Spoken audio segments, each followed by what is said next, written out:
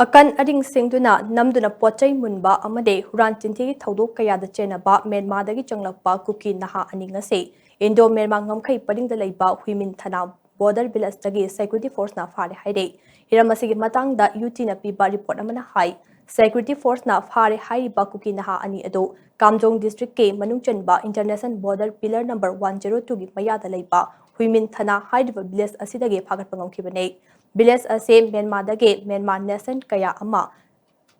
tatana hajilakpa thengnariba mafam amani haire tongan tongan pawgi likhul singi matung ina huimin thana village leiba deni chithung kauba miyoi asige yumda ngamkhai lansilaktuna Myanmar dagi lakpa Kuki miyoi singna tangkak kaya rakta sangsilaktuna yumgi potchai yakhai thingaiduna huran chinthi chathabagi thodok sing toina thokpa thengnari haire ngasi ayuk security force singna chingnaba miyoi sing adu hakthengna phakibane Marak asida Manipur Police Assam Rifles amade Nambisa Village Authority na mafam asida chatharakliba huran chinthi thodok sing amade ngamkhai lansilaklibba asigi matangda kumna thigatpagi thabak chathaduna lakpani haire